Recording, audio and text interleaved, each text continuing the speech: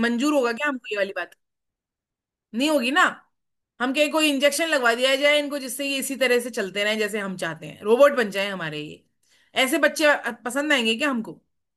तो भगवान ने जब हमको कर्म स्वातंत्र दे दिया तो भगवान भी उसमें हमको इंजेक्शन लगा के अपनी तरफ नहीं करते, स्वतंत्रता देते हैं।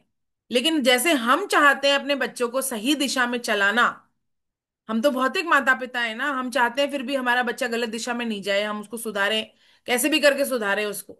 लेकिन जो उसको पसंद आती है वो चीज दिला भी देते हैं उसको। अब खिलौना उसके किसी काम का नहीं है, हमको पता है कि समय नष्ट हो रहा है इससे, मोबाइल में लग रहा है, खिलौने में लग रहा है। लेकिन क्योंकि बच्चे को भा रहा है, वो बच्चा जिद कर रहा है उसको प्राप्त करने के लिए, मेरे लिए थोड़ा सा छोड़ देना।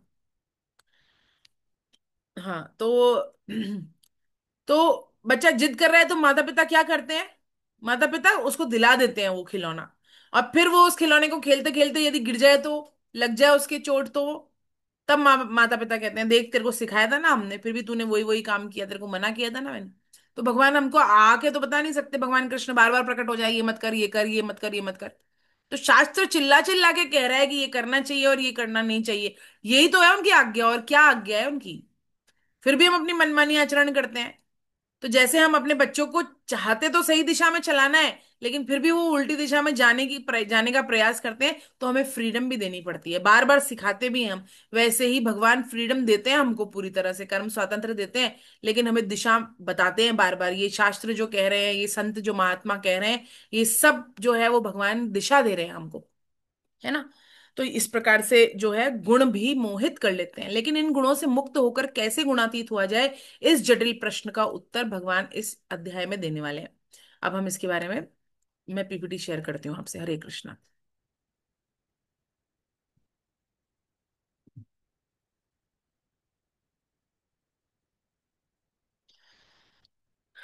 हरि शरणम, हरि शरणम, हरि शरणम।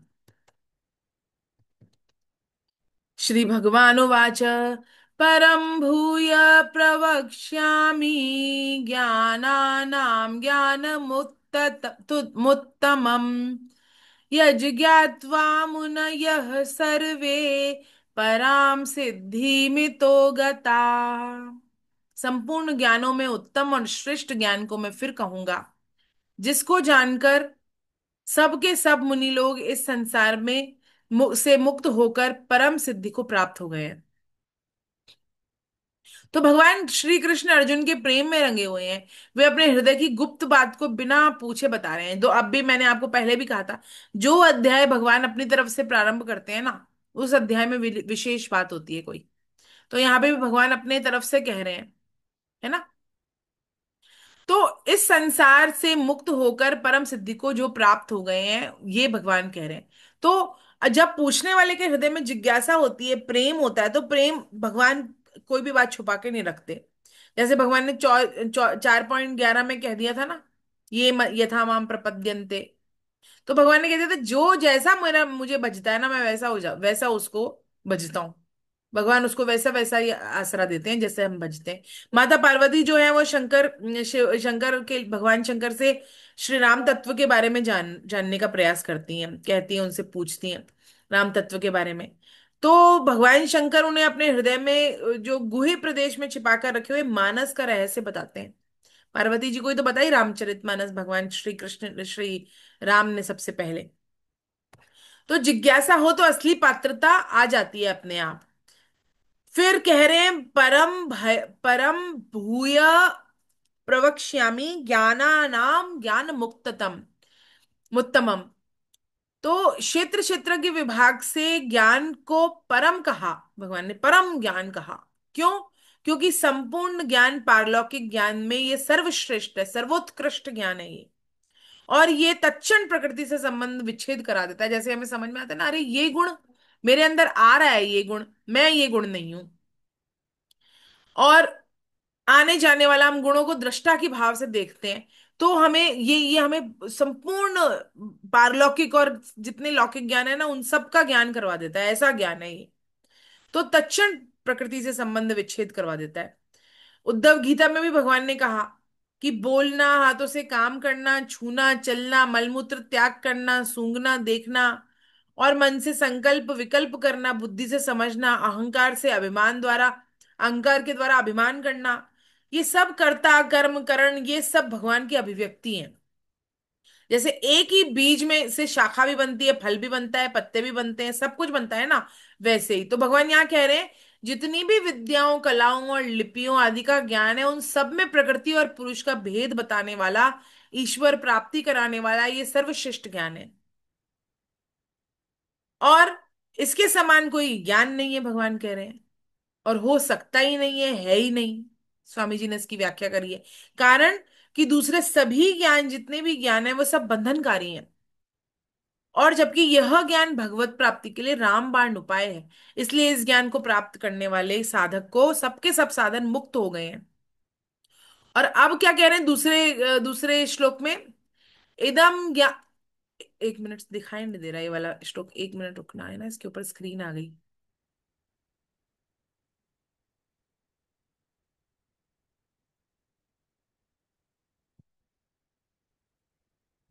हाँ। इदं ज्ञानमुपश्रित्य मम साधर्म्यमागता सर्गेऽपि नोपजायन्ते प्रलये न व्यथन्ति ते। कितनी सुंदर बात कह रहे हैं। क्या कह रहे हैं? इस ज्ञान का आश्रय लेकर जो मनुष्य मेरी सधर्मता को प्राप्त होता है, वे महासर्ग में भी पैदा नहीं होता और महाप्रलय में भी व्यथित नहीं होता। और प्रलय और जो सर्ग है और महाप्रलय है, ये हम सोचें कैसा है, ये कैसा है, ये महाप्रलय से भी व्यथित नहीं होते और महासर्ग में भी पैदा नहीं होते। तो जो सर्ग और प्रलय ब्रह्मा जी का एक दिन होता है, तो सर्ग आता है, प्रलय आती है। लेकिन महासर्ग और महाप्रलय के कब आती है? जब ब्रह्मा जी के भी 100 वर्ष पूर्ण हो जाते हैं, ब्रह्मा जी की आयु पूर्ण हो जाती है, तब। तो तब भी व्यथित नहीं होता वो। क्योंकि तब भी हम जो है अपने गुणों को लेकर, अपने स्वभाव को लेकर भगवान के अंदर प्रवेश करते हैं। सारी सृष्टि में महाप्रलय हो जाती है और वापस भगवान उसी अवस्था में चले जाते हैं। कौन सी अवस्था? कौन सी अवस्था है वो? जो 24 तत्व बताया, उसमें सबसे पहले कौन सी बताई भगवान ने? मूल प्रकृति बताई ना, महतत्व बताया। तो उस अवस्था में चले जाते हैं जहां पे कोई हलचल नहीं है भगवान की। कोई कर्म स्टार्ट ही नहीं हुआ वहां पर, भगवान ने कर्म बनाए ही नहीं। ऐसी अवस्था में चले जाते हैं। लेकिन वहां पर भी, वहां पर कौन व्यथित नहीं होगा फिर? क्योंकि वो तो फिर से जन्म लेंगे। जिन्होंने पाप किए अंतिम समय में भी, अगर किसी ने पाप किए महाप्रलय के समय में भी, तो वो तो फिर से आएगा ना। वो भगवान को कैसे प्राप्त हो जाएगा? वो तो वापस आएगा। तो वापस कब आएगा? जब वापस से महासर्ग होगा, वापस से भगवान सब पूरी सृष्टि का विस्तार करेंगे, वापस निर्माण करेंगे, वापस से ब्रह्मा जी पैदा होंगे दोबारा, तब। तो लेकिन वो कौन जो इस भगवान की सधर्मता को प्राप्त होगा? और भगवान की सधर्मता कैसी है? जो गुणों से रहित है, वो भगवान की सधर्मता है। तो जब उसको प्राप्त हो जाएंगे, तो फिर पुनः पुनः वापस आने की आवश्यकता नहीं पड़ेगी। तो वो महासर्ग में भी पैदा नहीं होते और महाप्रलय में भी व्यथित नहीं होते। वो महासर्ग इस ज्ञान को प्राप्त करके मेरी सधर्मता को प्राप्त होते हैं, भगवान कह रहे हैं। तो भगवान की सधर्मता कैसी है? भगवान का धर्म क्या है? कि ना तो भगवान में कर्तव्य है, कर्तत्व है, ना ही भोक्तत्व है। ना ही तो भगवान कर्ता बनते हैं किसी चीज के। सब कुछ निर्माण कर दिया भगवान ने, हम तो एक छोटी सी चीज बना देना, तो हम सबसे पहले पेटेंट करवाने जाते हैं उसको, कि भाई ये मैंने बनाई है, इसमें हमेशा मेरा नाम लिखा हुआ आना चाहिए, मेरा आर्टिकल है, रिसर्च आर्टिकल है, बुक छपी है, जो भी है, मेरा मेरा मेरा। हमको लगता है हमने इतना सा कुछ कर दिया ना, तो हमको हर जगह लगता है हमारा नाम होना चाहिए। और भगवान ने पूरी सृष्टि की रचना कर दी, हम हमारी रचना कर दी। मानव शरीर कितना जटिल, उसकी रचना कर दी। लेकिन भगवान में कर्तत्व नहीं है, और इसलिए भगवान में भोक्तृत्व भी नहीं है।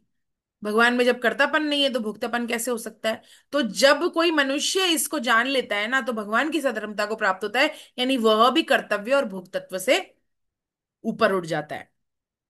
और महासर्ग के आदि में यद्यपि 14 लोगों को की उन लोगों को प्राप्त करने वाले लोगों की उत्पत्ति होती है, किंतु जिन महापुरुषों ने इस ज्ञान को प्राप्त कर लिया है ना, वे फिर कर्म परवश शरीर धारण नहीं करते, भगवान में ही, भगवान की लीला में ही प्रवेश कर जाते हैं। वो भगवान की नित्य लीला स्थली जो है ना, वहीं प्रवेश कर जाते हैं। और महाप्रलय में चराचर सभी प्राणी क्या हो जाते हैं? भस्म हो जाते हैं। समुद्र के बढ़ जाने से पृथ्वी डूब जाती है, 14 लोकों में हलचल मच जाती है, हाहाकार मच जाता है, सभी प्राणी दुखी हो जाते हैं।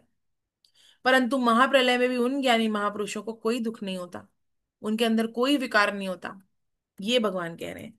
और भगवान अगले श्लोक में क्या कहते हैं?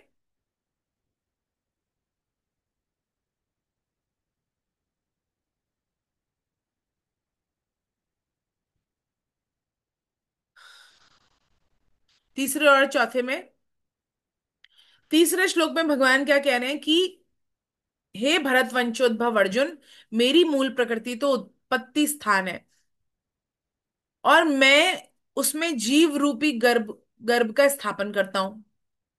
तो भगवान कह रहे हैं कि प्रकृति जो है ना, मेरी मूल प्रकृति, वो उत्पत्ति का स्थान है, वहीं से सब कुछ पैदा होता है।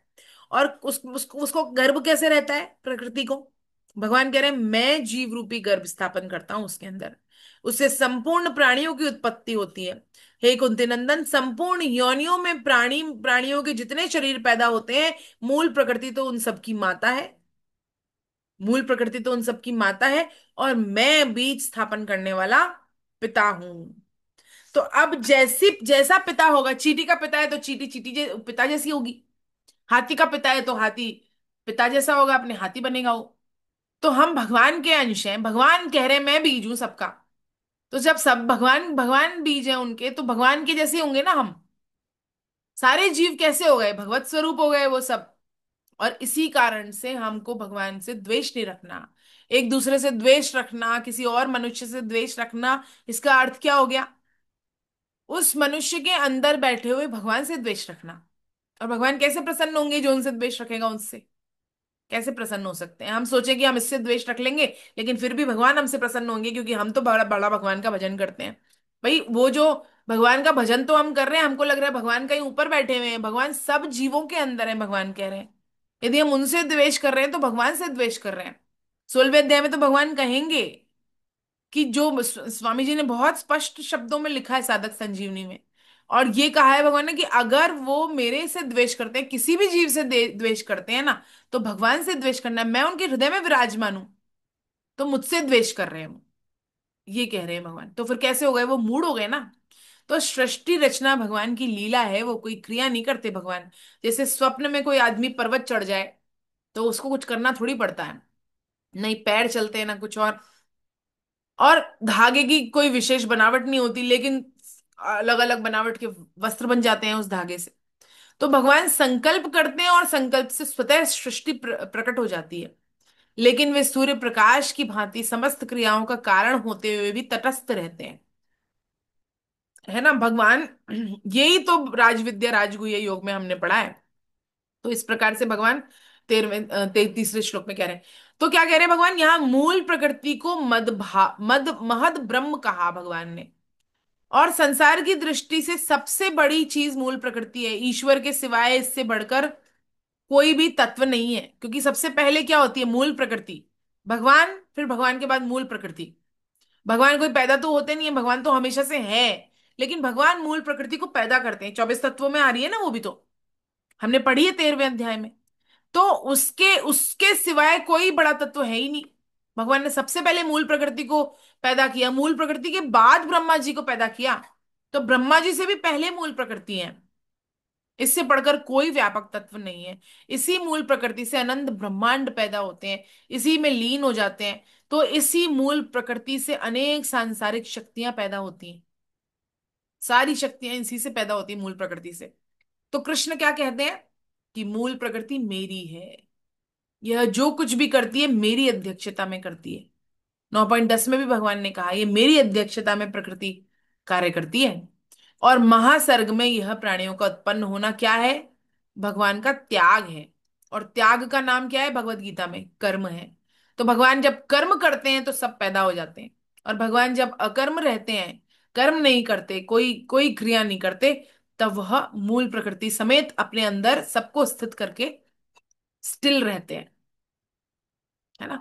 ये भगवान कह रहे हैं। तो यहाँ तीसरे श्लोक में। और चौथे श्लोक में भगवान क्या कह रहे हैं? हे कुंती नंदन, संपूर्ण योनियों में प्राणियों के जितने शरीर पैदा होते हैं, एक मनुष्य योनि में अरब वर्षों से अरब शरीर पैदा होते चले आए हैं। पर आज तक किसी भी मनुष्य की आकृति सेम नहीं है, मिलती नहीं है परस्पर। सबकी शक्लें अलग हैं। वही कान, वही नाक, वही वहीं पे ही कान लगे हैं। भाई किसी का कान यहाँ लगाओ, किसी का कान यहाँ लगाओ, ऐसा भी नहीं। किसी की नाक यहाँ लगी हो, किसी की यहाँ लगी हो, ऐसे भी नहीं। सेम जगह आंखें लगी हैं, सेम कान लगे हैं, सेम जगह नाक लगी है, होठ लगे हैं, सब बाल बाल सब वही की वही, लेकिन फिर भी हर व्यक्ति अरबों खरबों सब एक दूसरे से भिन्न है। तो आश्चर्य नहीं है क्या? ये सब अपने आप में कितना बड़ा आश्चर्य है ये। लेकिन फिर भी हम इसकी तरफ दृष्टि नहीं डालते हम। तो 84 लाख योनियों में, और फिर उस मूल प्रकृति में जीव रूपी बीज स्थापन करने वाला पिता मैं हूं। नाना प्रकार के विभिन्न आकृतियों वाले शरीर में कृष्ण अपने चेतन अंश रूपी बीज को स्थापन करते हैं।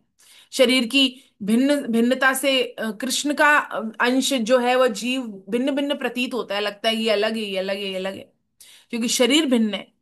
लेकिन वास्तव में संपूर्ण प्राणियों में एक ही परस्पर जो परमात्मा है वह विद्यमान है। ये हम सबको समझ लेना चाहिए, क्योंकि भगवान यहाँ श्रीमद् भगवत गीता में बार बार कहते हैं ये। अब सुंदर बात आ रही है, इस अध्याय की बात आ रही है।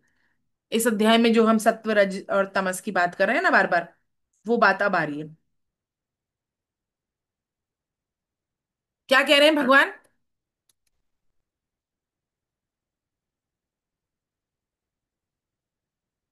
परमात्मा अब बता रहे हैं कि परमात्मा और उनकी शक्ति या प्रकृति के संयोग से उत्पन्न होने वाले जीव प्रकृति जन्य गुणों में कैसे बंधते हैं, इस विषय का विवेचन कर रहे हैं। ये हमारे लिए बहुत महत्वपूर्ण श्लोक है, क्योंकि हमें क्या लगता है सतोगुण बांधता नहीं है। सबसे पहले भगवान बताएंगे सतोगुण भी बांधता है ना। सत्वं रजस्तम इति गुणा प्रकृति संभवा निबर्धन्ति महाबाहो देहे देहिनमव्ययम्।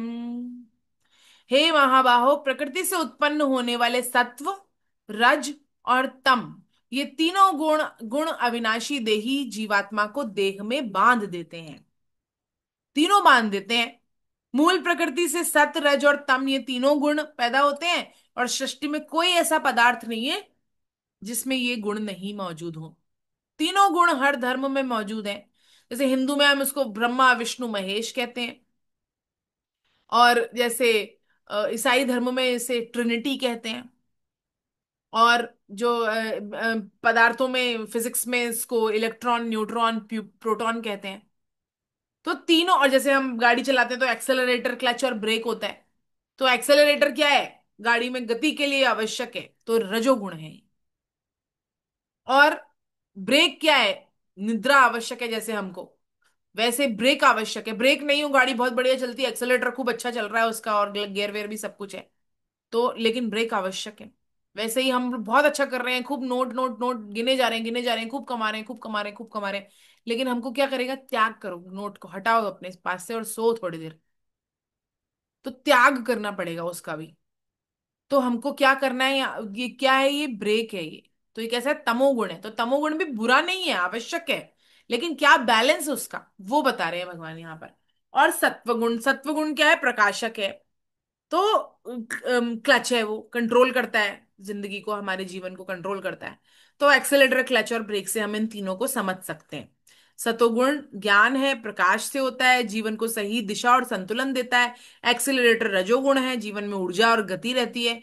और ब्रेक क्या है? तमोगुण है, जो जड़ता और निद्रा और प्रमाद लेकर आता है। तो इस प्रकार तीनों आवश्यक है। तो मनुष्य प्राय रजोगुण प्रधान होता है। हम सब सब चीज छोड़ सकते हैं। हमको अब जैसे निद्रा होगी तो उठ जाएंगे, उठेंगे तो सो जाएंगे, ये दोनों तो करेंगे, मतलब दोनों में से कोई ना कोई एक काम करेंगे। ऐसे ही हम जो है सत्वगुण में हमेशा नहीं रहते। रहा तो जा सकता है सत्वगुण में हमेशा, लेकिन हम रहते नहीं हैं। लेकिन रजोगुण में रह सकते हैं। रजोगुण में मैंने देखा है बहुत बार, हम ऐसे क्या करते हैं, हम रजोगुण में रहते हैं, यानी कि जो लोभी व्यक्ति है ना, वो नींदों में भी सोचता रहता है कि 99 का 100 कैसे करूं, 99 का 100 कैसे करूं। यानी कि रजोगुण में वो रह सकता है, हमेशा ऐशो आराम की बातें कर सकता है, उसे थकता ही नहीं है वो। कभी नहीं कहता अरे मेरे को इस बारे में अब कुछ नहीं सोचना, थोड़ी देर के लिए मैं I want to break myself from these thoughts. करता ही नहीं है वो कभी। क्यों? तो ये चलता रहता है। तो रजोगुणी है हम, प्राय प्राय हम रजोगुणी हैं। और हम इन तीनों गुणों का सदुपयोग करते हुए तम से रज में आ जाएं, रज से सत्व में आ जाएं, ये हमारा स्वभाव होना चाहिए। इसीलिए हम सत्संग करते हैं, स्वाध्याय करते हैं, गीता पढ़ते हैं, रामायण पढ़ते हैं, क्योंकि सत्व गुण है निर्मल और प्रकाशक, और सत्व गुण है भगवान के सबसे पास। सत्व गुण में भगवान नहीं है, गुण में अपने आप में नहीं है भगवान, लेकिन सबसे पास है। सत्व गुण में जब हम रहते हैं तो हम हमारा विवेक अच्छे से काम कर रहा होता है।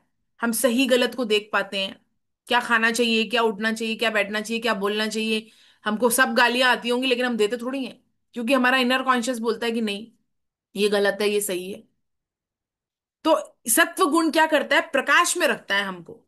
और क्यों ये गलत काम करना, शराब पीना, नशा करना, क्यों शास्त्रों में इतना मना लिखा गया है? क्यों शास्त्रों में सबसे ज्यादा महान पापों में से इसको माना गया है? क्यों? क्योंकि ये सत्व गुण का नाश करता है हमारे। सत्व गुण भगवान के इतना पास है, भगवान से दूर कर देता है हमको वो। क्यों? क्योंकि हमारा विवेक नहीं काम करता उस समय। तो जब हमारा विवेक काम करता है, हम सत्व गुण में रहते हैं, लेकिन हम जब इस तरह का कोई काम कर ले, तो फिर क्या होता है, हमारा सत्व गुण मलिन हो जाता है और रजोगुण में चले जाते हैं, तमोगुण में चले जाते हैं। तो उस कारण से हम भगवान से दूर हो जाते हैं। इसलिए शास्त्र चिल्ला चिल्ला कर कहता है कि इस प्रकार के कृत्य नहीं करने चाहिए, क्योंकि महान पाप है इससे करना। भगवान ने जो मूल बात दी है हमको, कर्म स्वतंत्र और विवेक, उसका दुरुपयोग हो जाता है फिर। तो विधाता जब इस प्रकार का हंस का सा विवेक देता है ना, तो हमको दोषों को छोड़कर मन गुणों में अनुरक्त रहता है। श्रीमद् भागवत में नारद जी क्या कहते हैं कि सत्व गुण के द्वारा रजोगुण, और रजोगुण पर उसकी उपरति द्वारा सत्व गुण पर विजय प्राप्त कर लेनी चाहिए। यानी कि हमें करना क्या है, गुण एक प्रकार की रस्सी है, रज्जू है वह। एक बार क्या होता है कि एक कहानी से इसको समझाने का प्रयास करती हूँ। एक बार एक व्यक्ति होता है, वो शहर से गांव में आता है। तो रास्ते में जंगल होता है, जंगल में वो भटक जाता है और उसको डाकू मिलते हैं तीन। तो एक जो डाकू होता है वो तो कहता है कि इसके हाथ पैर तोड़ दो, मारो इसको, हत्या कर दो इसकी। दूसरा जो होता है वो कहता है इसके, अरे इसको हत्या वत्या मत करो, इसके रुपए पैसे छीन लो और इसको मार पीट के छोड़ दो, उसको मारो मत जान से।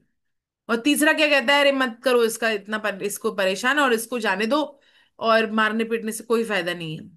तो जो दोनों डकैत होते हैं ना, दूसरे वाले, वो उसको मारते हैं, पीटते हैं और एक गड्ढे में फेंक के चले जाते हैं, उसका सारा सामान छीन लेते हैं।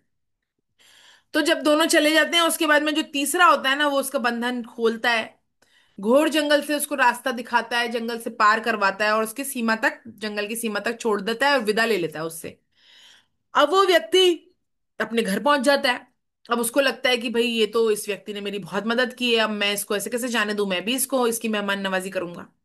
तो उसको कहता है चलो तुम, मैं घर में तुम्हारी सेवा करना चाहता हूँ। तो वो उसको कहता है नहीं नहीं, मेरी सीमा यहीं तक थी। तो इसका अर्थ क्या हुआ? इसका अर्थ ये हुआ कि सत्व गुण जो है वह हमें प्रकाशक होकर भगवान की तरफ का रास्ता दिखाता है। लेकिन सत्व गुण को भी हमको पकड़ के नहीं बैठ जाना है, उससे भी छुड़वाना है अपने आप को। जैसे कि हमको गीता रामायण में मजा आ रहा है, खूब बढ़िया लग रहा है, लेकिन हमारा उद्देश्य बढ़िया लगना नहीं है ना। हमारा उद्देश्य आनंद ले लेना नहीं है सिर्फ। हमारा उद्देश्य है कि हम उसको अपने जीवन में धारण करें और हम भगवान की प्राप्ति करें। तो कई बार हम वहीं अटक जाते हैं। पहले हम फिल्मी गानों में आनंद ले रहे थे, अभी हम भजन में आनंद ले रहे हैं। आनंद तो ले ही रहे हैं, लेकिन अभी भी हम क्या कर रहे हैं? तो ये आनंद में रमण नहीं करना है। तो सत्वगुण भी हमें प्रकाश करवाता है कि हमारा मूल उद्देश्य है क्या जीवन का, उसको जाने हम, और उसकी ओर अपने आप को लेकर जाएं। तो वैसे जैसे एक कांटा हमारे पैर में चुभ जाए तो हम दूसरे कांटे से उस कांटे को निकाल देते हैं, फिर दोनों कांटों को फेंक देते हैं। ऐसा थोड़ी इस कांटे ने दूसरे कांटे को निकाला है, अब इसको जेब में रखूंगा मैं तो, क्योंकि ये कांटा तो बहुत प्रिय है मुझे। तो सत्वगुण ने हमें भगवान की प्राप्ति कराने का रास्ता दिखाया है, लेकिन सत्वगुण को भी पकड़ना नहीं है, ये भी कांटा ही है नहीं तो ये भगवान कह रहे हैं। तो भगवान अब अगले अगले श्लोक में क्या बताते हैं कि सत्वगुण कैसे बांधता है, ये गुण कैसे बांधते हैं हमको। तो भगवान कह रहे हैं सत्वगुण किस प्रकार से बांधता है। तत्र सत्वं निर्मलव्यात् प्रकाशक मनामयम् सुख संगेन बध्नाति ज्ञान संगेन चानघ। हे पाप रहित अर्जुन, उन गुणों में सत्वगुण निर्मल और स्वच्छ होने के कारण प्रकाशक है और निर्विकार है। वह सुख की आसक्ति से और ज्ञान की आसक्ति से देही को बांधता है ना, ये कह रहे हैं।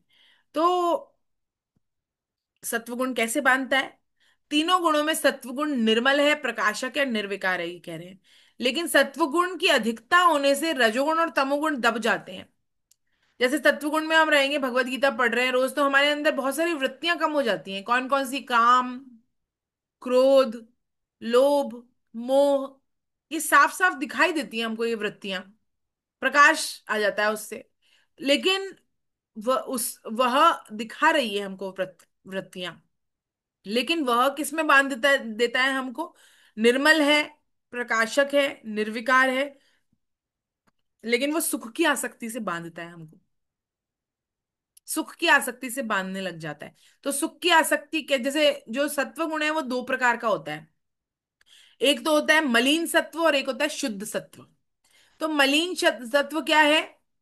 जिसमें जैसे कि हम कोई काम कर रहे हैं, गीता पढ़ा रहे हैं, उससे भी कमाई का सोचने लग जाए, मान लो कोई कथा करवा रहा है, कोई रामायण पढ़ा रहा है, लेकिन उसमें भी वो सोचे कि अब हम 10 लाख रुपए लेंगे भाई ये, अब फिर पढ़ाएंगे ये। तो इसका क्या हो गया? इसका अर्थ भोग संग्रह हो सकता है। अच्छा काम किया, सत्व काम किया, भगवान का नाम लिया, लेकिन मलिन हो गया सत्व। तो कैसा हो गया ये? बांधने वाला हो गया मलिन सत्व। और एक होता है शुद्ध सत्व, जिसका उद्देश्य भगवान को प्रसन्न करना है, भगवत प्राप्ति करना है। कि हम पढ़ा रहे हैं, पढ़ रहे हैं, कोई पाठ कर रहे हैं, भगवान का नाम ले रहे हैं, कीर्तन कर रहे हैं, एकादशी का उपवास कर रहे हैं, भगवान प्रसन्न हो जाए मेरे इससे। बस भगवान की सेवा करना, भगवान की प्रसन्नता, ये यदि काम है तो ये कैसा सत्व है? शुद्ध सत्व है। कई लोग बहुत माला वाला कुछ करते नहीं है, लेकिन किसी को देखने के बाद खूब माला करने लग जाते हैं एकदम से। वैसे कुछ नहीं करेंगे वो, लेकिन किसी और को दिखाने के लिए करने लग जाएंगे। तो इसका उद्देश्य भोग संग्रह, मान बढ़ाई हो जाता है। तो ये मलिन हो जाता है सत्व, अच्छा काम भी बुरा हो जाता है फिर। और यह जो है शुद्ध सत्व जो है, वह गुणातीत या निर्गुण अवस्था के पास है बहुत। इसमें अपने ज्ञानी होने का भी भान नहीं रहता। क्योंकि भाई उद्देश्य भगवत प्राप्ति का हो, तब भी हमें ये लग सकता है कि हम बहुत ज्ञानी हैं। हमें गीता आ गई, रामायण आ गई, हमें बहुत, हम तो बहुत शास्त्र पढ़ते हैं, 8 8 घंटे लोग बाग इधर उधर गप्पे मारते हैं, हम तो बहुत पढ़ाई कर रहे हैं भगवान भगवत गीता की। तो हम कैसे हो गए? ज्ञानी की संज्ञा हो गई हमारी, बहुत ज्ञानी हो गए हम। तो इससे क्या होगा? इससे सत्व, इससे हमारी सुख की आसक्ति हो जाएगी, हमको हमें सुख मिल रहा है, मान बढ़ाई मिल रही है, अच्छा लग रहा है, बढ़िया मान नाम हो रहा है सब जगह। तो सुख की आसक्ति से और ज्ञान की आसक्ति से देही को बांध देता है। सुखा संगेन बध्नाति।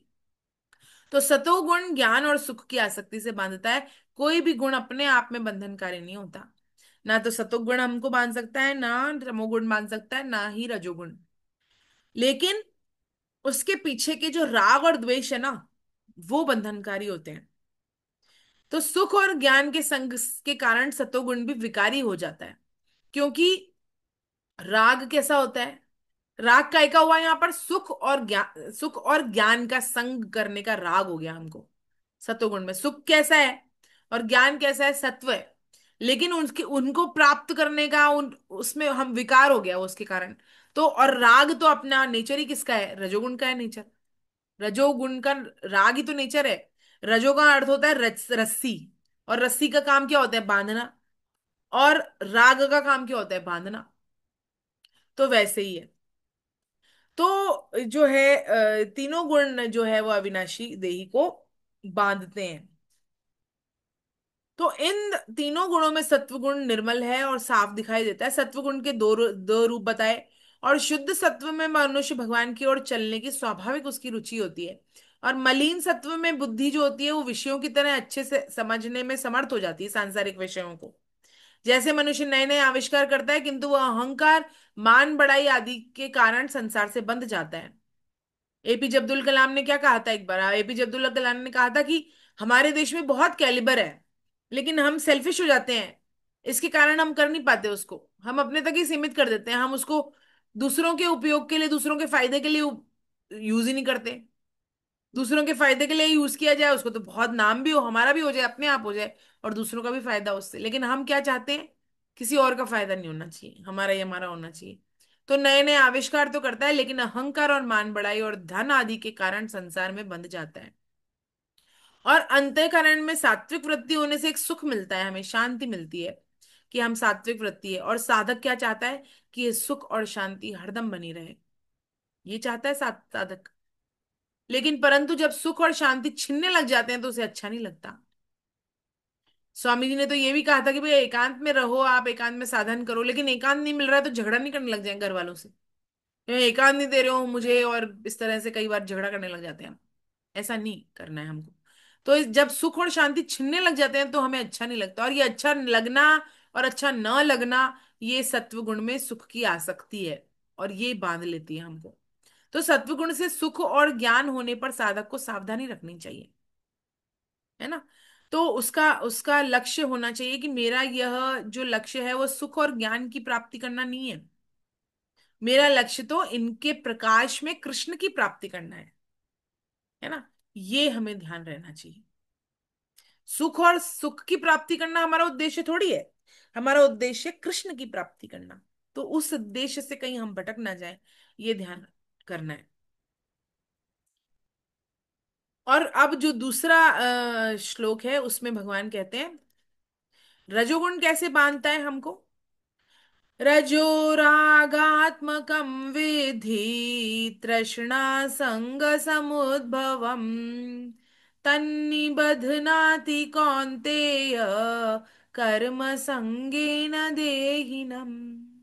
हे कुंती नंदन, तृष्णा और आसक्ति के को पैदा करने वाले रजोगुण को तुम राग स्वरूप समझो। वह कर्मों की आसक्ति से देही और जीवात्मा को बांधता है। तो किससे बांधता है ये, उसने तो किससे बांधा, सुख की आसक्ति से बांधा। और ये किससे बांध रहा है, कर्मों की आसक्ति से बांध रहा है, कि हम कर्म करते जाएं। ऐसा लगता है ना, रजोगुणी जो होता है ना, हमको काम करना अच्छा लगता है, हम खाली नहीं बैठ सकते, तो काम काम में लगे रहते हैं, नए नए काम करना है। कई बार क्या होता है कि दफ्तर में बहुत बढ़िया तनख्वाह भी मिल रही है और फिर कोई काम नहीं दे रहा आपको, तो इसलिए परेशान हो जा रहे हैं। क्यों? क्योंकि काम करने की आदत आदत बनी हुई है। माताएं बहनें घर में जबरदस्ती वो अच्छी जमी जमाई कबर्ड को फैला फैला के जमाती हैं बार बार। क्यों? क्योंकि बहुत समय है हमारे पास, तो हम तो यही करेंगे, हमको घर साफ रखना बहुत अच्छा लगता है। अरे घर साफ है तो भगवान का नाम ले लो, जरूरी थोड़ी है पूरे पूरे दिन यही यही करते रहना, नहीं तो फिर घर में चूहा छिपकली बन के पैदा होंगे वापस। ये काम नहीं है हमारा, हमेशा ही एक काम ही काम करते रहना। और यही नौकरी दफ्तर में भी जितनी आवश्यकता है हमको करना चाहिए, बाकी का काम भी हम दूसरों की सेवा के लिए करें। लग लग के जबरदस्ती काम करेंगे और जल्दबाजी करेंगे उसमें और काम बिगाड़ देंगे दूसरों का कई बार।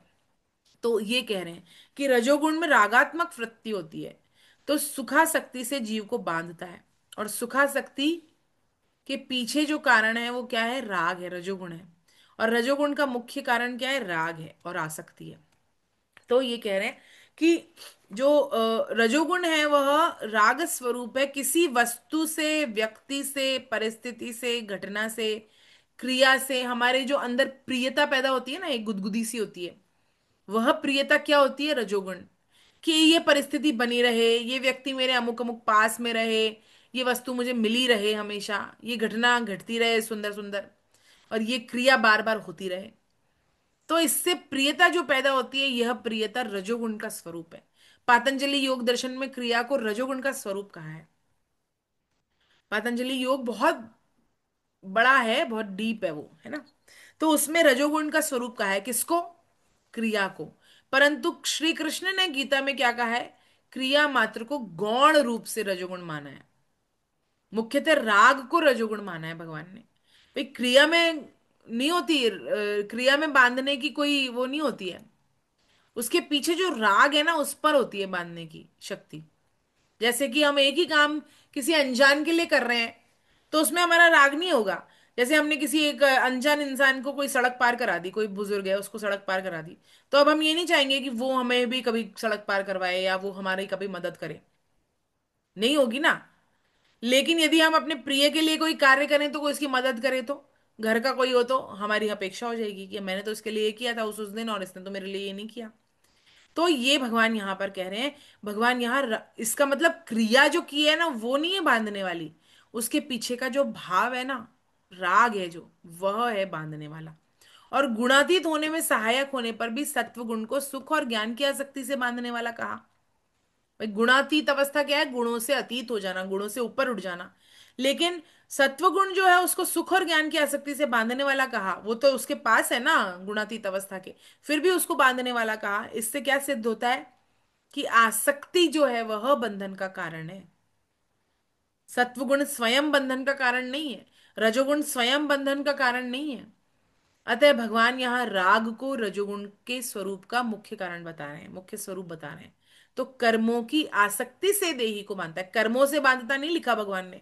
भगवान ने लिखा वह कर्मों की आसक्ति से देही को बांधता है, भगवान ने ये कहा है ना। और वहां पर भी लिखा सुख की आसक्ति से बांधता है, ये कहा। तो रजोगुण के बढ़ने पर ज्यो ज्यो तृष्णा और आसक्ति बढ़ती है, त्यों त्यों कर्म करने की प्रवृत्ति बढ़ती है। इसलिए तो शेयर मार्केट चल रहा है, इसीलिए तो सारी चीजें चल रही हैं। क्यों? क्योंकि हमें लगता है अरे ज्यो ज्यो रजोगुण बढ़ता है ना, त्यों त्यों तृष्णा और आसक्ति बढ़ती है, और बार बार कर्म करने की प्रवृत्ति बढ़ती है। फिर वो नए नए कर्म शुरू कर देता है और रात और दिन इसी प्रवृत्ति में फंसा रहता है। अभी समय नहीं है, अभी समय नहीं है, अभी भगवान का नाम लेने का समय नहीं है। अतः साधक, और कभी भी नहीं होगा समय। 90 साल के लोगों को भी देखा है जो कि डॉक्टर को दिखा रहे होते हैं कि हमारे जीवन की टेंशन कब खत्म होगी। अरे कब होगी, कब होगी खत्म? हम छोड़ेंगे तब खत्म होगी, नहीं तो कब्र में पैर लटके हैं, नहीं होगी कभी खत्म। तो साधक को निष्काम भाव से कर्तव्य कर्म तो करने चाहिए, पर संग्रह और सुख को भोग करने के लिए नए नए कर्म आरंभ नहीं करने चाहिए।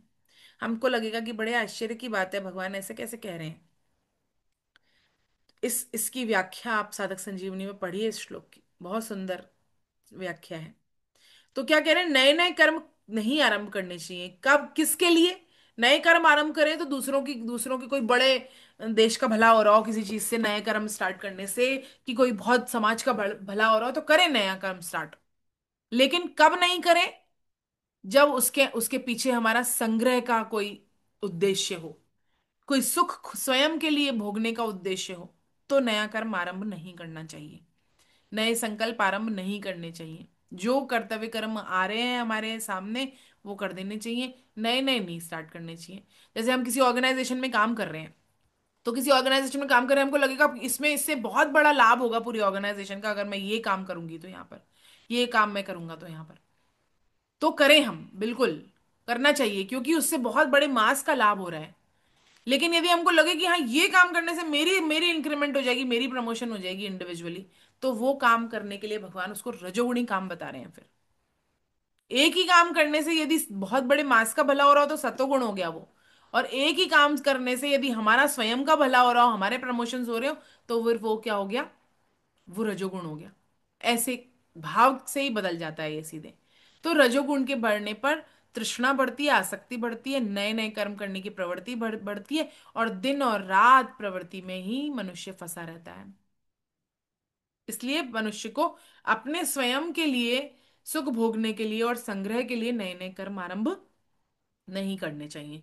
और रजोगुण कर्मों के संग से मनुष्य को बांधता है। अतः कर्मों का संग, चाहे वह सात्विक कर्म हो, बांधने वाले होते हैं, अगर संग ना हो तो वह बंधनकारी नहीं होते। अब भगवान तमोगुण के लिए बता रहे हैं।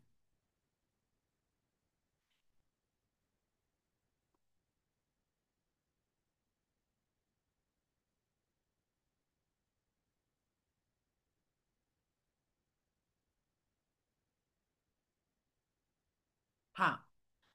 तमसत्व ज्ञानजम, ज्ञानजम विद्धि मोहनम सर्वदेहिनां, प्रमादालस्य निद्राभि सन्निबध्नाति भारत। तो हे भरतवंशी अर्जुन, संपूर्ण देहधारियों को मोहित करने वाले तमोगुण को तुम अज्ञान से उत्पन्न होने वाला समझो। यह प्रमाद, आलस्य और निद्रा के द्वारा देह के साथ अपना संबंध मानने वालों को बांधता है। तो रजोगुण और सत्वगुण को तो अत्यंत निकृष्ट बताने के लिए भगवान ने यहाँ तू शब्द कहा। मतलब सत्वगुण और रजोगुण दोनों से तमोगुण जो है निकृष्ट है बहुत। क्यों? क्योंकि तमोगुण में आलस्य होता है और उससे मूढ़ता पैदा होती है। सतो और रजोगुण में तो संग से बांधते हैं, पर तमोगुण तो स्वरूप से ही बांधने वाला है। क्योंकि उसमें तो कोई कर्म भी नहीं कर रहा ना, नया नया कोई उद्देश्य नहीं है, बस पड़ा है, सो रहा है, प्रमाद कर रहा है। तो इससे इससे क्या हो रहा है? प्रमाद करने से जो करने योग्य काम है वो कर नहीं पा रहा, जो करने योग्य कार्य है, जो कार्य करने आया है जीवन में, वो कर ही नहीं पा रहा। अभी हम अपने बारे में भी सोचें तो 24 घंटे में से अगर हम 8 घंटे रोज सो रहे हैं, तो हमारी 1/3 उम्र तो सोने में चली गई ना। तो 2/3 उम्र बची हमारी। 2/3 उम्र में हम क्या करते हैं? 2/3 में हम 6 घंटे हमारे शौच इत्यादि में चले जाते हैं, नहाने धोने और ये इधर उधर के काम में चले जाते हैं। और बाकी के जो बचे हुए हैं वो दफ्तर इत्यादि जो भी हम काम करते हैं उसमें चले जाते हैं। तो हो गया काम, हो गए 24 घंटे पूरे। बस सुबह होती है, शाम होती है, जिंदगी यूं ही तमाम होती है। आए थे तो हम मनुष्य बनकर हरिभजन करने। और क्या किया हमने? लिखे हम लिस्ट ऐसे ही, कोई बहुत बड़े हमने कोई काम किए हो जिससे कोई बहुत बड़े मास का कुछ भला हुआ हो, कि देश का भला हुआ हो, कि समाज का भला हुआ हो। एक डायरी खोले कि 40 साल की उम्र हो गई, 45 50 जितनी की भी हमारी उम्र हो गई, इसमें से 10 काम मैंने ऐसे किए जिसका बहुत बड़ा कोई लाभ हुआ है किसी को। परिवार को छोड़ दें, बच्चों को तो सबने लाभ पहुंचाया है, अपने पति को, पत्नी को, सबको। अपने ये क्लोज सर्कल जो है ना, अपनी न्यूक्लियर फैमिली से बाहर निकल के सोचें कि किया है क्या हमने ऐसा कोई कार्य वाकई में। कि गौ की सेवा करी हो, कि कोई देश का भला किया हो, कि गीता का प्रचार किया हो, कि कोई ऐसा काम किया हो जिससे देश और समाज का कोई भला हो रहा हो, भगवान का कोई कार्य हो रहा हो। ऐसे 10 काम लिख लें अपनी डायरी में। यदि किए ऐसे काम तो well and good, life is going great. लेकिन ये नहीं किए हैं तो it is a time to introspect, कि हम वाकई में क्या करने आए थे और हमने कितनी सारा जीवन हमारा बेकार कर दिया। तो ये क्या है? प्रमाद है। अरे शरीर को बार बार थका हुआ महसूस कर रहे हैं, सो जाते हैं, चलो सो जाते हैं, सो जाते हैं, आराम बार बार देते रहते हैं। और जब हम बहुत ज्यादा सो लेते हैं ना, तो हम बहुत फ्रेश फील करते हैं क्या? उल्टा और पूरे दिन आलस आता रहता है। और यदि हमने सफिशिएंट नींद ले ली तो फिर हम फ्रेश फील करते हैं। तो तमोगुण क्या होता है? विवेक को ढक लेता है और देहधारियों को मोहित कर देता है। और जब ये गहरा हो जाता है ना, तो व्यक्ति दुख में भी सुख समझने लग जाता है, वहां से हटना ही नहीं चाहता। देखिए कैसे आश्चर्य की बात है, दुख में भी सुख लगता है उसको। ऐसा तमोगुण है, क्योंकि विवेक को दबा देता है ना वो। इसीलिए शराब पीकर व्यक्ति नाली में मस्त पड़ा है, बहुत खतरनाक स्थिति है ये। और कोई उसको कहता है कि अरे तू कहाँ पड़ा है गंदगी में, वो कहता है अरे गीता पढ़, तू चल खड़ा हो गीता पढ़। तो वो क्या कहेगा? अरे गीता पढ़ूं, मेरे को यहाँ जो आनंद आ रहा है वो उसका अनुभव तुम कर ही नहीं पा रहे हो, मेरे को जो आनंद आ रहा है यहाँ पर। तो विदुर जी मैत्रेय जी से कहते हैं कि दुनिया में दो तरह के लोग ही सुखी हैं। कौन कौन? एक तो बहुत जो गुणों से पार चले गए ना महापुरुष, वो बहुत सुखी हैं। और दूसरे जो अत्यंत मूढ़ तमोगुणी है ना, वो सुखी हैं। क्यों?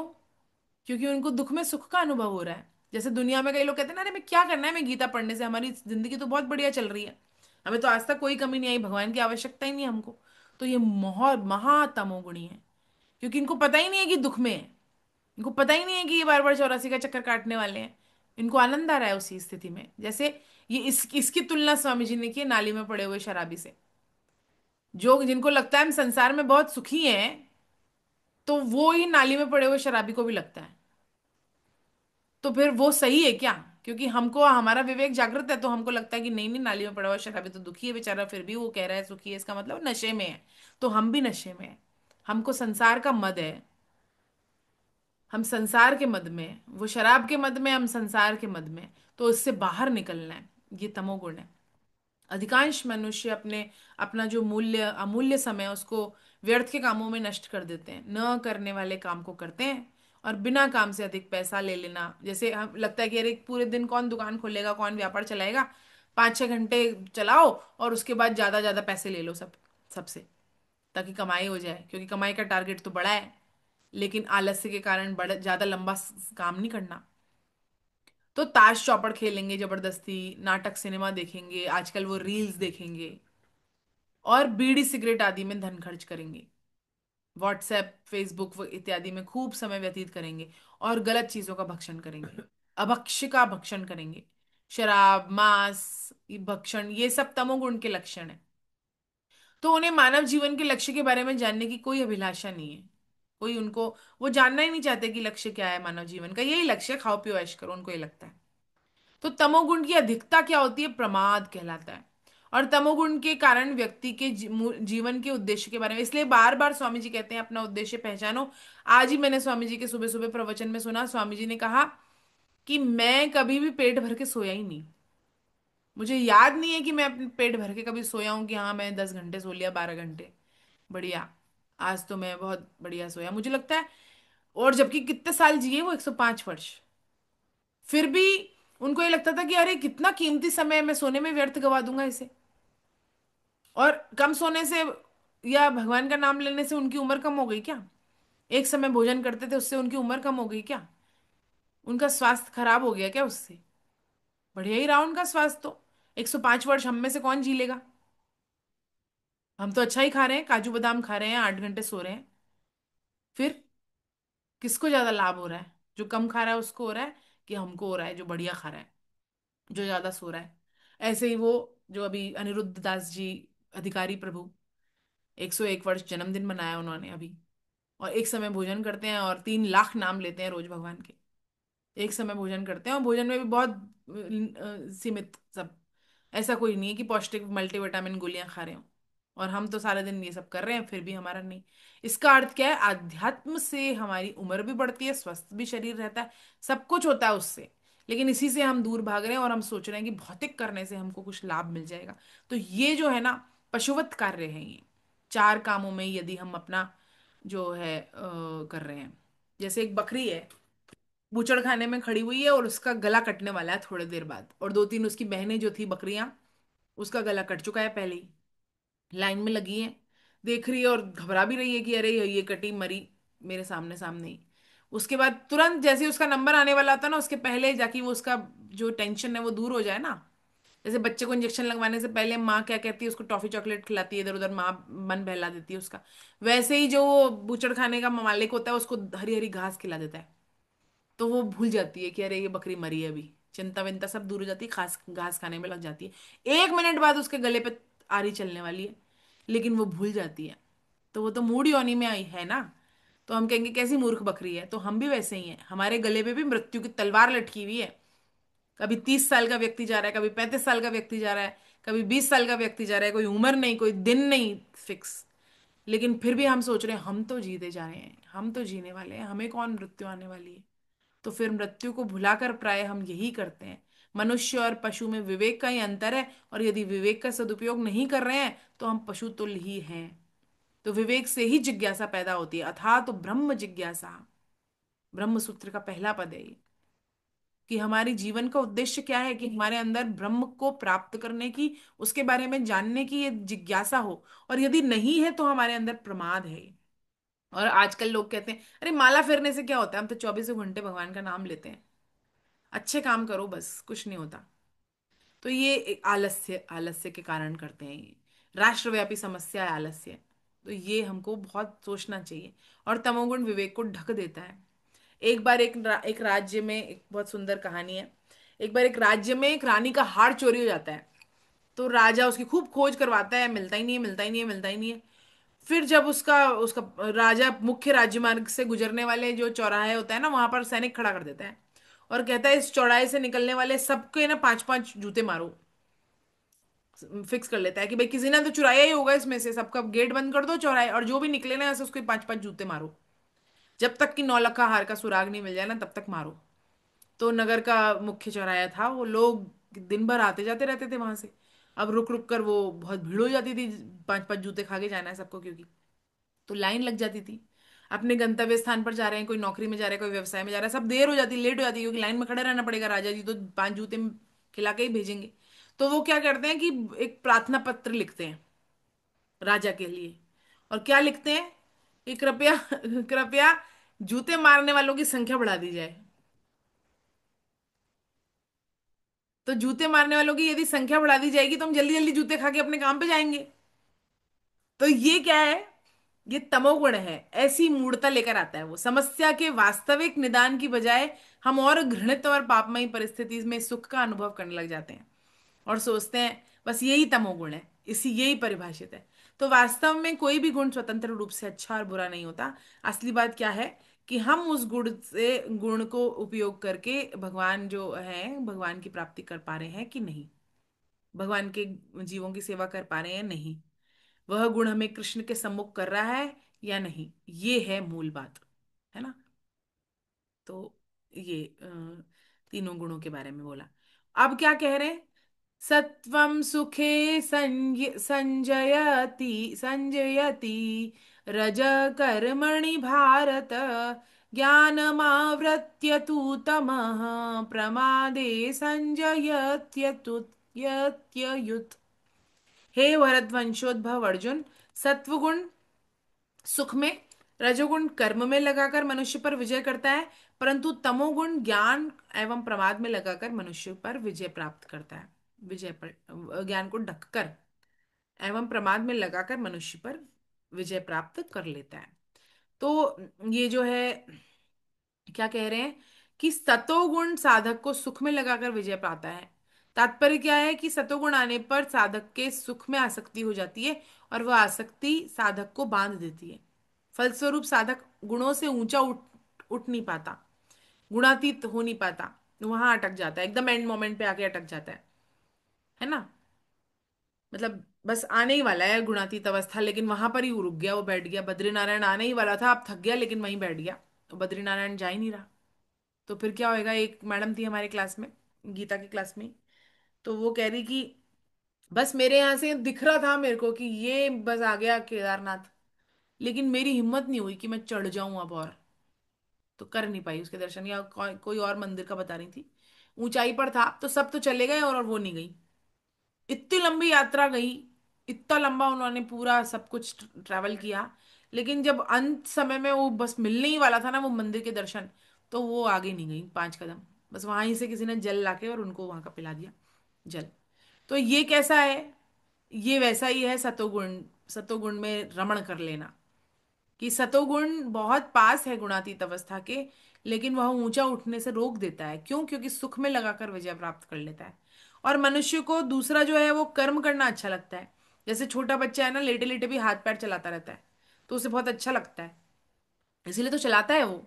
उसने हाथ पैर चलाना बंद कर दिया जाए तो वो रोने लग जाता है, कोई पकड़ ले उसके हाथ पैर तो रोने लग जाता है वो। ऐसे ही मनुष्य जब कोई क्रिया कर रहा होता है तो उसे अच्छा लगता है, और जब कोई क्रिया को बीच में छुड़ा देता है उसके तो उसको बुरा लगता है। तो ये क्या हो गया, यही क्रिया के प्रति आसक्ति होना हो गया, और रजोगुण मनुष्य पर विजय प्राप्त कर लेता है इसी प्रकार। तो भगवान यही कह रहे हैं कि इस रजोगुण कर्मों में लगाकर मनुष्य पर विजय प्राप्त कर लेता है। और कर्मों, भगवान ने क्या कहा, कर्मों में तेरा अधिकार नहीं है, फलों में कर्मों के फल में तेरा अधिकार नहीं है, कर्मों में है बस। 2.47 में भगवान ने कहा। तो इससे मतलब आदि में तो फल में आसक्ति न रखने की तरफ तो ख्याल जाता है, पर कर्मों में आसक्ति न रखने की तरफ ख्याल ही नहीं जाता। हमको लगता है कि फल में तो आसक्ति नहीं रखनी है, लेकिन कर्मों में भी आसक्ति नहीं रखनी है, इस तरफ हमारा ध्यान नहीं जाता।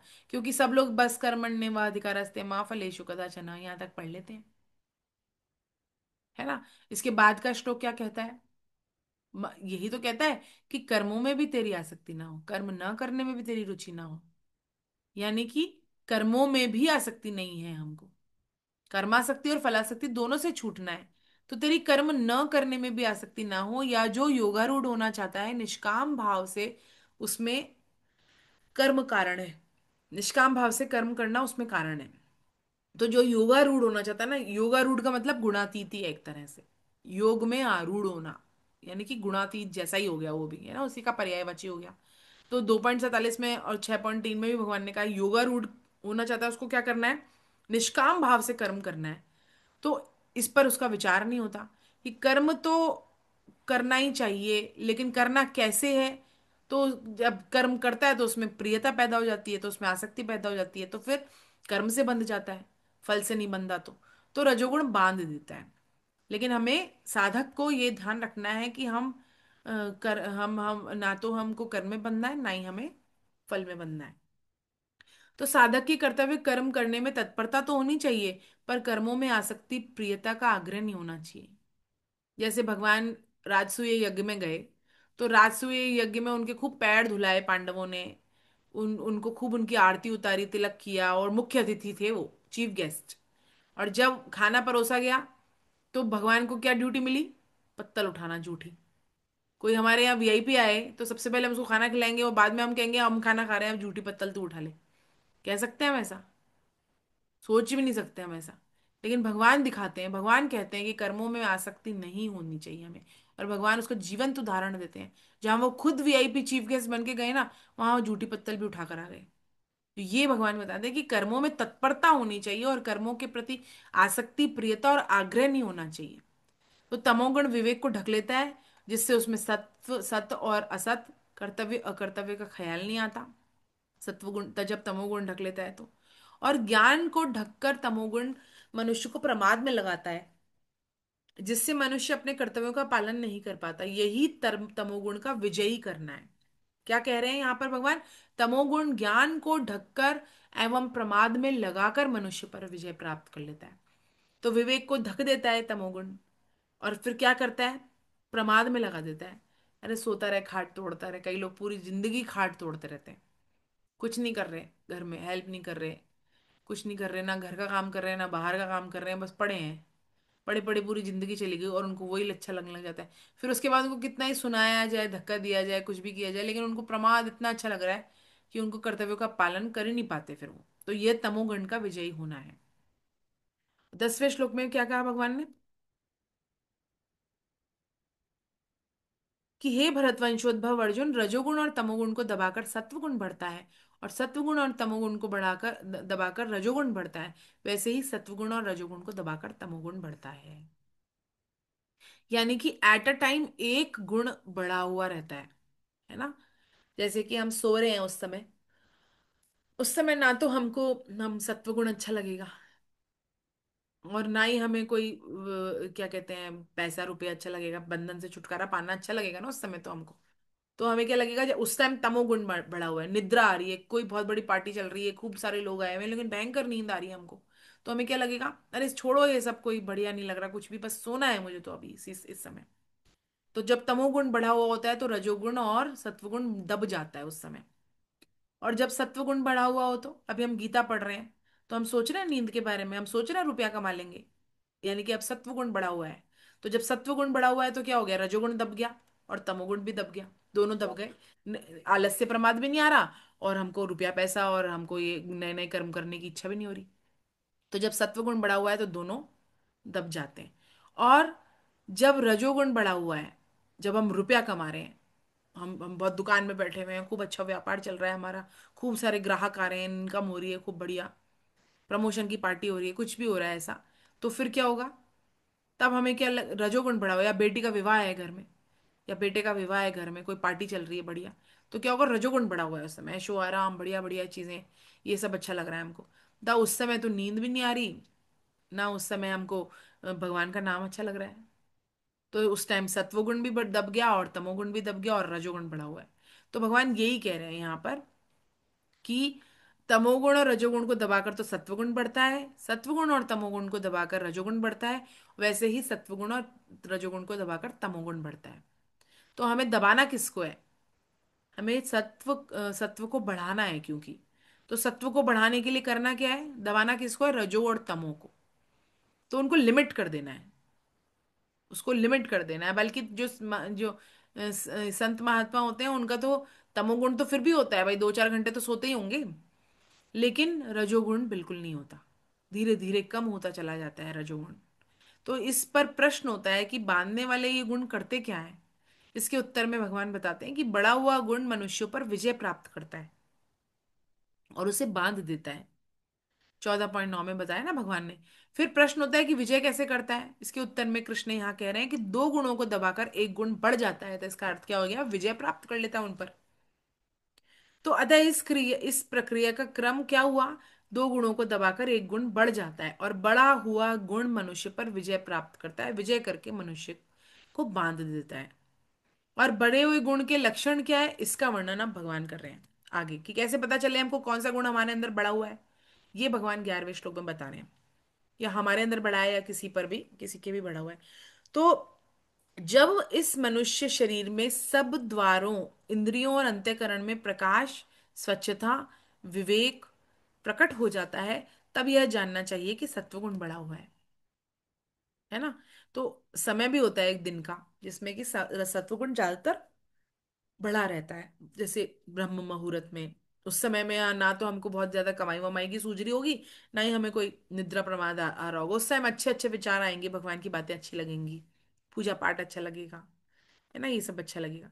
तो भगवान कह रहे हैं यहाँ पर कि जब इंद्रियों में, अंतःकरण में प्रकाश, स्वच्छता, विवेक प्रकट होता है, तब ये जानना चाहिए कि सत्वगुण बढ़ा हुआ है। तो जब सत्वगुण बढ़ा हुआ होता है तो संपूर्ण इंद्रियों और अंतःकरण में निर्मलता प्रकट होती है। जैसे सूर्य के प्रकाश में सब चीजें साफ साफ दिखाई देती है ना, ऐसे ही स्वच्छ बहिकरण और अंतःकरण से शब्दादि 5 विषय और का यथार्थ ज्ञान हो जाता है हमें। इंद्रियों और अंतःकरण की निर्मलता से सत असत क्या होता है, तो कर्तव्य अकर्तव्य क्या है, लाभ हानि क्या है, इसका विवेक हो जाता है हमको। कि इंद्रियों को और अंतःकरण की निर्मलता के लिए सत और असत क्या होना चाहिए, हमारा कर्तव्य क्या है और हमारा अकर्तव्य क्या है, क्या करना चाहिए हमको और क्या नहीं करना चाहिए हमको, लाभ किस में है हमारा, है ना, आध्यात्मिक लाभ, और हानि किस में है, इसका विवेक रहता है हमको। और विवेक के जागृत होने पर संसार में राग हट जाता है और वैराग्य हो जाता है। राग को हटने को ही तो वैराग्य कहते हैं। और अशांति मिटकर क्या हो जाता है, शांति आ जाती है, और लोभ मिट जाता है हमारा, और उदारता आ जाती है।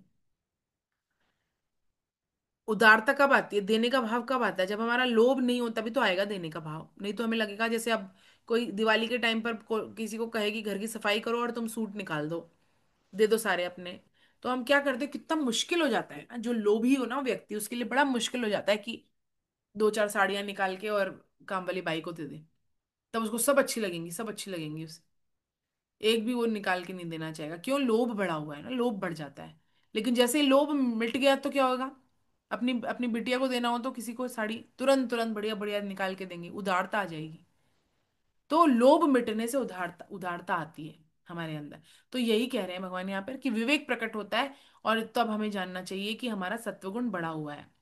जब हमें सही गलत पता चले और सात्विक भाव हमारे अंदर प्रकट हो रहे हो, अंतःकरण निर्मल हो हमारा, तो समझ लेना चाहिए कि सत्वगुण बढ़ा हुआ है।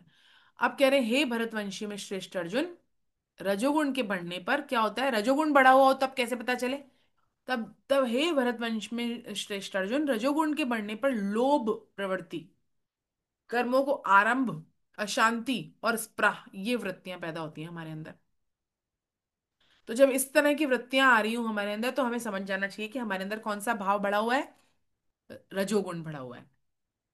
लोभ, लोभ क्या होता है, निर्वाह की चीजें सब हो हमारे पास में, फिर भी उससे अधिक कमाने की, अधिक उसको और बढ़ जाए वो, इसका नाम लोभ है। हमारे पास घर है, कपड़े हैं पहनने के लिए सफिशिएंट, खाना है बढ़िया खाने के लिए, सब कुछ है, रुपया है, पैसा है, सारे गहने हैं पहनने के लिए, सब है, लेकिन फिर भी और अधिक बढ़ जाए ये बढ़ता चला जाए ये सब, तो ये क्या हो, फिर ये इसका नाम लोभ है। संतोष नहीं हो हमारे अंदर, तो ये लोभ है। पर यदि वे चीजें स्वाभाविक ही बढ़ जाएं तो फिर वो लोभ नहीं है, स्वाभाविक बढ़ जाएंगे, प्रारब्ध में लिखा है तो बढ़ जाएंगे स्वाभाविक। लेकिन यदि हम बढ़ाने की चेष्टा कर रहे हैं उसको, और हमारे पास होने के बाद भी हम परेशान हैं, तो फिर ये लोभ है। जैसे कोई खेती करता है और अन्न पैदा हो जाए, कोई व्यापार करता है और मुनाफा हो जाए, धन आ जाए, तो ये नहीं है दोष, है ना। तो धन आदि का बढ़ना, अन्न का बढ़ना, ये दोष नहीं है, ये दोष नहीं है। लेकिन निर्वाह के लायक होने के बाद भी इच्छा, इच्छा का होना, ये लोभ है। और प्रवृत्ति कह रहे हैं भगवान, लोभ प्रवृत्ति। तो प्रवृत्ति क्या है, कि कार्य मात्र में लग जाने का नाम प्रवृत्ति होता है।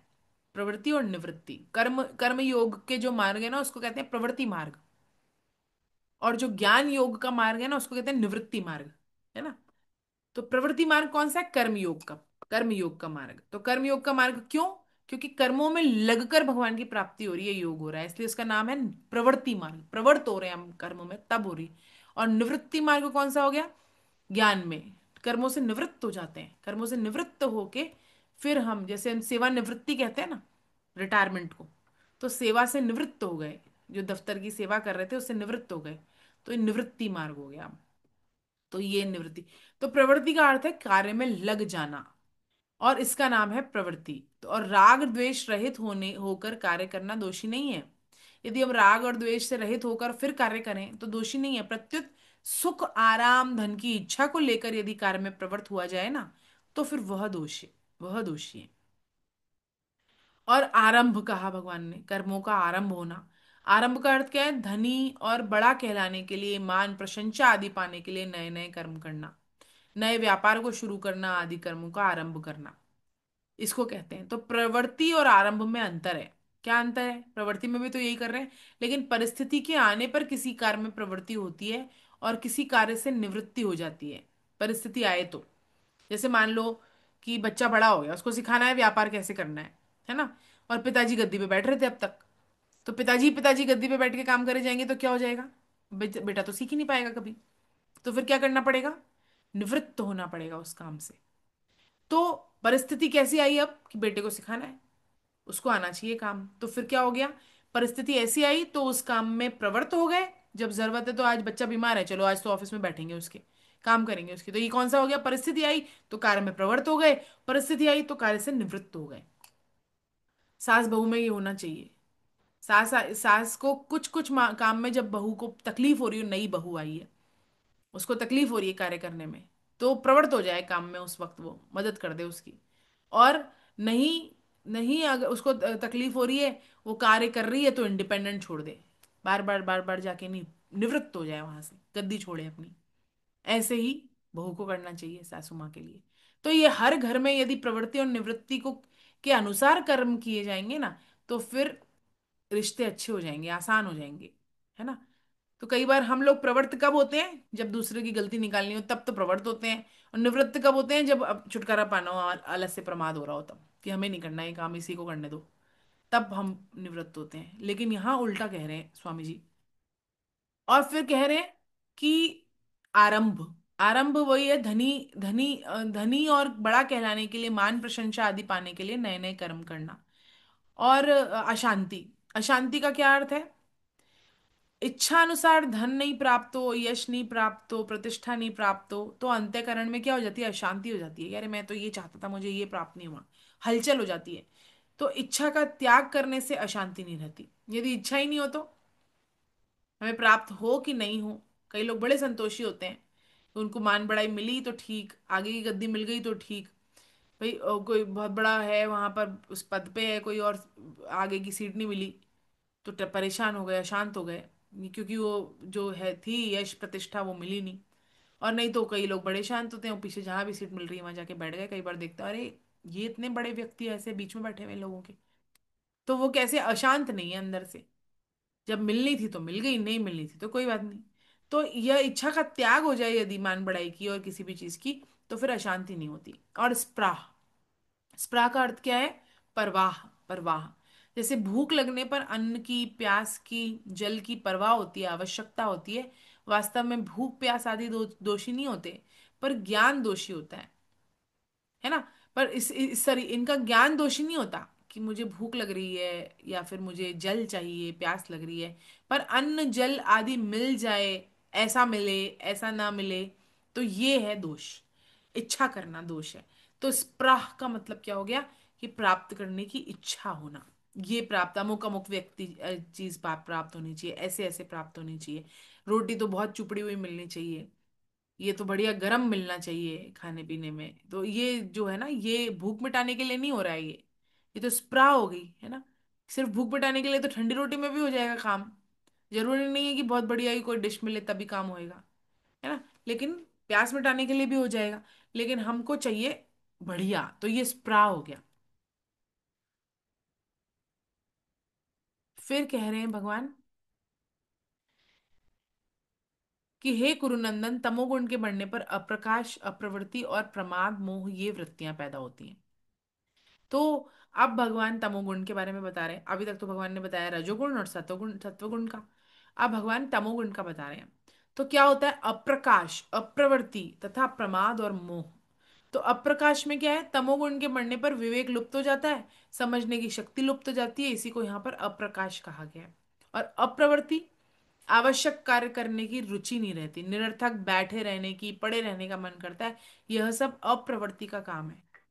और प्रमाद, प्रमाद काम न करने लायक काम में लग जाना, और करने लायक काम को न करना प्रमाद की वृत्ति है। जैसे कोई बहुत सारे काम होते हैं जो न करने लायक होते हैं, वो कर रहे हैं, और जो करने लायक हैं उसको कहेंगे कल करेंगे, कल करेंगे, टाले जा रहे हैं, टाले जा रहे हैं वो। और मोह, भीतर में विवेक विरोधी भाव यदि हो तो मोह की वृत्ति होती है उससे, है ना। विवेक के विरोधी भाव, मोह में, मोहग्रस्त हो गया। जैसे कि अर्जुन हो गया था मोहग्रस्त। कब, किस में हो गया था अर्जुन मोहग्रस्त? जब उस पहला अध्याय, अर्जुन विषाद योग, विषाद कब हुआ उसको? मोह के कारण ही तो हुआ उसको, है ना। और स्वामी जी ने दो भगवान ने दो बताए हैं, मोह कलिलम और स्मृति श्रुति विपत्ति पन्ना। तो ये मोह कलिलम क्या है? मोह कलिलम, मोह रूपी दलदल में फंस गया अर्जुन। और उसको कर्तव्य नहीं समझ पा रहा वो। कर्तव्य क्या है उसका, क्षत्रिय धर्म क्या है उसका, है ना, लेकिन वह कर नहीं रहा उसको, तो ये मोह है। भीतर में विरोध, विवेक विरोधी भाव आना। विवेक कैसा, क्या कह रहा है कि सही क्या है गलत क्या है, उसका उसको आदर तो दे रहा नहीं है, लेकिन वह क्या हो गया, मोह में चला गया, विवेक विरोधी बातें कर रहा है। तो ये, और सत्व रज और तमस के तीनों गुण सूक्ष्म होने से दिखाई नहीं देते। इनका ज्ञान, पहचान तो इनकी वृत्तियों से होती है। तो जैसी क्रिया करते हैं, हम थोड़ी जान सकते हैं कि ये प्रमादी है, कि ये वो है मोह, कैसा है ये, सत्वगुणी है रजोगुणी है, कैसा है व्यक्ति, नहीं पता चलता, देख के नहीं पता चलता। और हमें, लेकिन वृत्तियां कैसी हैं उनकी, उससे पता चलता है। कैसी क्रिया करता है, कैसा खान पान कर रहा है, कैसा, तो उसकी दिनचर्या क्या है, इससे पता चलता है, तो वृत्तियों से पता चलता है। तो इनको दूर करने का उपाय है, क्या है, कि इसको अपने में नहीं माने। विकार सदैव रहते हैं, और स्वयं निरंतर निर्विकार रहता है। क्रोधादि विकार अपने में नहीं रहते, मन बुद्धि में आते हैं। यदि वह इनको अपने में ना माने, तो इनसे माना हुआ संबंध सर्वथा मिट जाता है, फिर वे विकार स्वतः मिट जाते हैं। तो विकार जो भी आ रहे हैं जा रहे हैं, उनको दृष्टा भाव से देखें, उनको अपने में ना माने, ये उपाय है इसका। यदि इससे भी नहीं मिटे, तो असहाय स्थिति में श्री कृष्ण को पुकारना चाहिए, हे नाथ, हे मेरे नाथ, हे मेरे नाथ, मैं आपको भूलू नहीं, आप ही मेरी मदद करिए, मुझसे तो नहीं हो रहा है। तो फिर भगवान अपने तरीके से उसको सही करेंगे, कृष्ण अपने तरीके से उसको सही कर देंगे। और बहुत शक्ति है भगवान को आर्त भाव से पुकारने में। क्योंकि जब हम अपने आप को हारा हुआ छोड़ देते हैं ना, तब भगवान पकड़ लेते हैं हाथ। जैसे है ना वो वो है ना गजेंद्र मोक्ष, तो गजेंद्र मोक्ष में क्या है, गजेंद्र मोक्ष में यही तो है। गज पहले तो खूब अपनी अपनी तरफ से लड़ाई लड़ने का प्रयास करता है खूब, लेकिन जब उसके बल की बस की बात नहीं होती ना, तो वो थक हार के नारायण पुकारता है वो, भगवान का नाम लेता है, तो भगवान अपने तरीके से उसको बचाने आते हैं फिर। तो ऐसा ऐसा भगवान यहाँ पर कहते हैं। और बढ़े हुए गुणों की वृत्तियों का फल क्या होता है, ये आगे के दो श्लोकों में बताते हैं, 14 और 15 में। कि जब सत्वगुण बढ़ा हुआ हो तब क्या हो, जब रजोगुण बढ़ा हुआ तब क्या हो। तो जब रजोगुण और सत्वगुण और तमोगुण बढ़ा हुआ और देहधारी मनुष्य मर जाए, अपना शरीर छोड़े, तो क्या होता है, ये बता रहे हैं। तो जिस समय यदि हमारी मृत्यु हो, शरीर की मृत्यु हो, और उस समय सत्वगुण बढ़ा हुआ हो, तो क्या होता है, तो देहधारी मनुष्य मर जाता है, तो वह उत्तम वेत्ताओं के निर्मल लोकों में जाता है। तो देहधारी का स्वभाव चाहे सतोगुणी हो, तमोगुणी हो या रजोगुणी हो, कुछ भी हो उसका, लेकिन यदि प्राण छोड़ते छोड़ते समय उसके अंदर सत्वगुण है, तो फिर वह शुभ कर्म करने वाले लोगों को प्राप्त होता है, स्वर्ग आदि लोक, ब्रह्मलोक, ये। तो तात्पर्य क्या हो गया, कि उम्र भर शुभ कर्म करने वालों को जिन जिन ऊंचे लोगों की प्राप्ति होती है ना, उन्हीं लोगों में तात्कालिक बढ़े हुए सत्वगुण की वृत्ति से, वृत्ति के समय, मतलब शरीर छोड़ते समय उस वृत्ति में छूटने वाला व्यक्ति यदि चला जाए, तो उसको भी वही प्राप्ति होती है। तो भगवान की वीटो वीटो पावर है ये तो हम 8वें अध्याय में पढ़ ही चुके हैं। लेकिन ये रेयर ऑफ द रेयरेस्ट होती है। लेकिन जो सत्वगुण में रहता है, ज्यादातर चांसेस उसके ही ज्यादा होते हैं सत्वगुण में शरीर छोड़ने के, है ना। तो यही कहते हैं, इससे सिद्ध होता है कि गुणों से उत्पन्न होने वाली वृत्तियां कर्मों की अपेक्षा कमजोर नहीं है। तो गुणों से, जिन गुण में हम रहेंगे ना, उससे जो वृत्तियां उत्पन्न होंगी ना, और जो हम कर्म करते आ रहे हैं जीवन भर, आपस में उनकी तुलना करें तो एक जैसी होती है, वो कमजोर नहीं है वो, मतलब अंत समय में भी यदि हमको भगवान याद आ जाए, सत्व गुण में हम रहें, तो हम शरीर छोड़ें, तो फिर हमें उच्च लोकों की प्राप्ति। तो इस दृष्टि से शास्त्र विहित पुण्य कर्मों का भाव में भी भाव का भी महत्व होता है, कर्म विशेष का नहीं होता। इसलिए सात्विक भाव का स्थान बहुत ऊंचा है। भाव यदि हमारा सात्विक हो ना, तो बहुत ऊंचा स्थान है उसका, क्रिया से भी ऊंचा। तो पदार्थ, क्रिया, भाव और उद्देश्य, ये एक दूसरे से क्रमशः ऊंचे ऊंचे होते हैं, ये ध्यान रखें हम। पदार्थ, क्रिया, भाव और उद्देश्य, सबसे नीचा है पदार्थ, उससे ऊंचा है क्रिया, उससे ऊंचा है भाव, और सबसे ऊंचा है उद्देश्य। तो ये प्रश्न आता है बहुत बार परीक्षा में भी। तो सबसे ऊंचा कौन सा है, उद्देश्य, है ना। क्योंकि भाव तो, भाव उद्देश्य पर निर्भर करता है कि हमारा उद्देश्य क्या है। उस पर निर्भर करता है। तो उद्देश्य के बाद भाव आता है। अब क्रिया से ऊंचा कौन सा हो गया? भाव हो गया। भाई क्रिया तो हम कर सकते हैं, कोई भी डॉक्टर भी उस चाकू चला रहा है और डाकू भी चाकू चला रहा है, लेकिन उसका भाव अलग है ना। माता बच्चे की पिटाई कर देती है, लेकिन उसका भाव उसको सुधारने का होता है। तो ये जो भाव है ना, वो क्रिया से ऊंचा है। और क्रिया पदार्थ से ऊंची है ना। तो पदार्थ, क्रिया, भाव और उद्देश्य, कि उस पदार्थ से आप क्या क्रिया कर रहे हो। चाकू से काटा भी जा सकता है, चाकू से अच्छा भी किया जा सकता है ना। सुई से चुभाया भी जा सकता है, सिलाई भी की जा सकती है।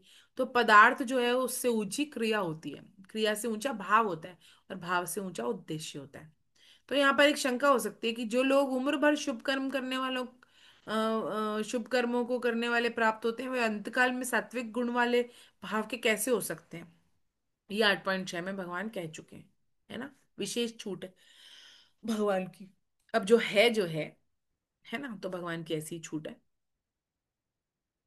अजामिल को देख ले हम। अजामिल ने बहुत पहले भक्ति करी वैसे, बाद में फिर वो वैश्या के चक्कर में पड़ गया, और संतान भी हुई उसकी, सब कुछ उसने मतलब बर्बाद कर लिया। लेकिन अंत समय में उसने अपने बच्चे का नाम नारायण रख दिया, संत सेवा के कारण उसको फल मिल गया उसका। तो अंत समय में भगवान का नाम ले लिया, नारायण नारायण पुकारा अपने बेटे को, तो भगवान आ गए। तो ऐसे उसको मिल गई छूट। तो ऐसे जो होती है ना, अंत समय में सत्व गुण में यदि शरीर छोड़े तो ऊंचे लोगों को प्राप्त होता है। तो यही है, ये कह रहे हैं। और अब जो है 15वां श्लोक, बस ये आखिरी लेंगे, 15वां है ना। रजोगुण के बढ़ने पर मरने वाले प्राणी कर्म संगी मनुष्य योनि में जन्म लेता है, तथा तमोगुण के बढ़ने पर मरने वाला मूढ़ योनियों में जन्म लेता है। तो जो तमोगुण के बढ़ने पर मरे ना, उस वह कहाँ पे जन्म लेता है? रजोगुण के बढ़ने पर वापस से मनुष्य योनि में जन्म लेता है, कर्म संगी मनुष्य योनि में। अंतःकरण में मनुष्य में रजोगुण से उत्पन्न होने वाली वृत्तियां लोभ, प्रवृत्ति, अशांति, स्प्रा, यदि ये बढ़ी हुई हैं, तो फिर वह मृतात्मा प्राणी कर्मों की आसक्ति रखने वाले मनुष्य में जन्म लेता है, मनुष्यों में जन्म लेता है। जो कर्मों में बहुत आसक्ति रखते हैं, ऐसे आसक्त मनुष्यों में जन्म लेता है। इसमें एक विशेष बात ध्यान देने की है, मनुष्य योनि में विवेक सबके पास होता है। प्रत्येक मनुष्य के पास विवेक, विवेक के सहारे वह सत्संग, स्वाध्याय आदि उस विवेक से, उससे मतलब अपने विवेक से अपने आप को स्वच्छ करके ऊंचा भी उठ सकता है, कृष्ण को भी प्राप्त कर सकता है, भगवत प्राप्ति भी कर सकता है, उसका भी अधिकारी हो सकता है वो। और मनुष्य योनि में ही वापस आ सकता है, वापस से समय नष्ट होगा, मेमोरी भी चली जाएगी। तो उससे अच्छा है कि वो भगवत प्राप्ति कर ले, सबसे अच्छा है ये तो और एक अन्य बात और है कि रजोगुण में राग अंश बांधने वाला है, क्रियांश बांधने वाला नहीं है। और यदि तमोगुण में मृत्यु हो जाए, तो आलस्य में, प्रमाद में, निद्रा में, क्रोध में, तो फिर नीची योनियों में जाता है, मूढ़ योनियों में जाता है।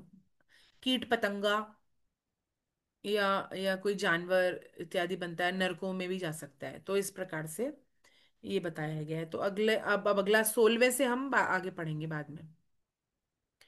कितने श्लोक है इसमें? 27 श्लोक है ना।